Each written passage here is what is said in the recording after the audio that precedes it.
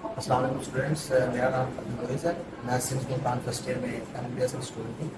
अस्सलामुअलैकुम, मेरा नाम अफनान की है। मैं भी सिंस मुल्तान फर्स्ट ईयर का स्टूडेंट हूँ। आज हमारा जो प्रैक्टिकल है वो स्पायरोमेट्री का है, जिसको हम लंग वॉल्यूम और कैपेसिटी मेजर करने के लिए यूज़ करते हैं और इस प्रैक्टिकल में अफनान हमें असिस्ट करते हैं। तो सबसे पहले हम ऑपरेटर्स की बात कर लेते हैं। हमारे पास सबसे पहले ये एक मेन टैंक है, ये एक रेक्टेंगुलर टैंक है जिसकी कैपेसिटी यूजुअली 9 लीटर्स की होती है। स्टूडेंट स्पायरोमीटर्स को इसकी कैपेसिटी 9 लीटर्स की होती है। उसके बाद ये इसके ऊपर एक लिड है जो कि मूवेबल है। ये लिड जो ये इन हिंजिस की मदद से मेन रेक्टेंगुलर टैंक से अटैच्ड है और ये फ्लोट कर सकता है इस टैंक के ऊपर। उसके अलावा ये हमारा एक मीटर है जो मेजर कर रहा है इसके वॉल्यूम को, कितनी इसके अंदर वाटर या कितना फिल हुआ है। उसके बाद ये हमारे पास एक काउंटर वेट है। ये काउंटर वेट हमारी हेल्प करता है कि हम इस लेड को किस तरह एडजस्ट कर सकें और किस तरह फ्लोट कर सकें। उसके बाद हमारे पास ये आप अंदर देख सकते हैं कि एक थर्मोमीटर अटैच्ड है। ये थर्मोमीटर हमें इस टेम्परेचर के बारे में बताएगा जिसकी मदद से हम बाद में करेक्शन फैक्टर से लंग वॉल्यूम में कैपेसिटी उसमें ऐड करेंगे।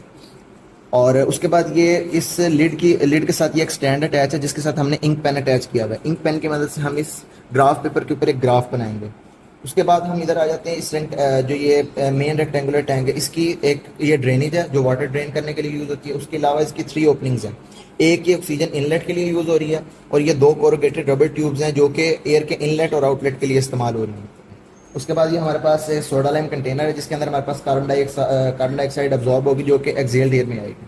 उसके बाद हमारे पास ये कोरुगेटेड रबर ट्यूब्स को जो माउथ पीस के साथ अटैच करें इसको हम टी पीस कहते हैं, ठीक है। और उसके बाद ये हमारे पास ये एक रिमूवेबल माउथ पीस है जो रबर से बना हुआ है। इसको हम उतार के स्टेलाइज करके यूज़ कर सकते हैं, ठीक है। सबसे पहले हमारे पास ये काइमोग्राफ है, ठीक है। काइमोग्राफ की मदद से हम इस ग्राफ पेपर को रोटेट कर सकते हैं, ठीक है। इस ग्राफ पेपर के हमें एक जो ऊपर ग्राफ ऑब्टेन होगा उसको हम स्पायरोग्राम कहेंगे, ठीक है, जो हमें लंग कैपेसिटीज और वॉल्यूम के बारे में बताएगा। उसके बाद काइमोग्राफ के ऊपर हम देखते हैं ये एक एडजस्टेबल नॉब है जिसकी मदद से हम इसकी स्पीड को एडजस्ट कर सकते हैं। इसकी स्टैंडर्ड स्पीड 2.5 मिलीमीटर पर सेकेंड है जिसको हमने नंबर 3 पे एडजस्ट किया हुआ है। उसके बाद ये इसका ऑन ऑफ बटन है, इसको ऑन करने के साथ ये रोटेट करना स्टार्ट कर देगा। तो सबसे पहले प्रैक्टिकल स्टार्ट करने से पहले हम सब्जेक्ट से कंसेंट लेंगे और उसके बाद पूरा प्रोसीजर हमें एक्सप्लेन करेंगे ताकि बाद में कोई मुश्किल ना हो। वालेकुम सलाम। मेरा नाम अब्दुल मलिक है। आप क्या अफनान जी। हाँ सर, मैंने आपको ये एक एक्सपेरिमेंट करना है जिससे आपके मैं एक का महीना कर सकता हूँ। तो आप इसकी उम्मीद है कि मुश्किल थी आप इसकी इजाज़त देते हैं। जी, क्या कहते तो आपने सबसे पहले क्या करना है, ये जो फर्स्ट मॉलिक्यूल्स है उसको आपने अपने मुंह पे रखना है। और ये नोज पिन है। नोज पिन हम यूज़ कर भी सकते हैं लेकिन अगर पेशेंट अनकंफर्टेबल हो रहा है तो आप इसको अवॉइड भी कर सकते हैं। आप कैसे पेशेंट रखें कि अपने नाक से अपना हाथ जो है नाक जो है अपने हाथ से बंद करें, ठीक है। तो अपना सब आपने इसको अपने मुंह पे लेके और आपने फिर से अपना नाक बंद कर फिर आपने इसके अंदर ही सांस निकालना है, उसके अंदर की सांस लेना है। आपने सबसे पहले नॉर्मल सांस लेना है, फिर उसके बाद मैं आपको साथ साथ बताता भी हूँ। पहले आपने एक गहरा सांस अंदर लेना है, फिर आपने नॉर्मल सांस लेना है, फिर आपने एक गहरा सांस बाहर निकालना है, फिर नॉर्मल सांस लेना है और उसके बाद आपने एक गहरा सांस अंदर लेके साथ गहरा सांस बाहर निकालना है, ठीक है। अगर आपको इसमें कोई भी परेशानी होगी तो आपने मुझे बताना। चलिए अब आप इसको और अपने हाथ से अपना हाथ रख करो। तो इस कहने के बाद हमने सब्जेक्ट की क्वाइट ब्रीदिंग स्टार्ट करवा दी है, ठीक है। इसके बाद हम अपने इसको पैराग्राफ को ऑन कर देंगे, ठीक है। और इसके इंक पैनेज को हम इसके साथ ग्राफ के साथ अटैच कर देंगे। अब आप देख सकते हैं कि पेशेंट क्वाइट ब्रीथिंग कर रहा है तो ये हमारे पास इसका टाइडल वॉल्यूम आ रहा है। अदनान साहब अब आपने एक गहरा सांस अंदर लिया, ये आप देख सकते हैं डीप इंस्पिरेशन की है इन्होंने, उसके बाद फिर क्वाइट ब्रीथिंग कर रहे हैं। अब अफनान साहब आपने एक गहरा सांस बाहर निकाल दिया, ठीक है? आप फिर दोबारा नॉर्मल सांस लेते रहे। अब आपने एक गहरा सांस अंदर लेना और साथ ही एक गहरा सांस बाहर निकालना। अब आप नॉर्मल सांस लेते हैं, ठीक है अफनान साहब। अब आप रुक सकते हैं। इसके बाद हम टाइमोग्राफ को बंद कर दें। टाइमोग्राफ ऑफ करने के बाद हम पेशेंट को शुक्रिया अदा करेंगे। अफनान साहब आपका शुक्रिया, आपने मदद की, उम्मीद है आपको मुश्किल नहीं।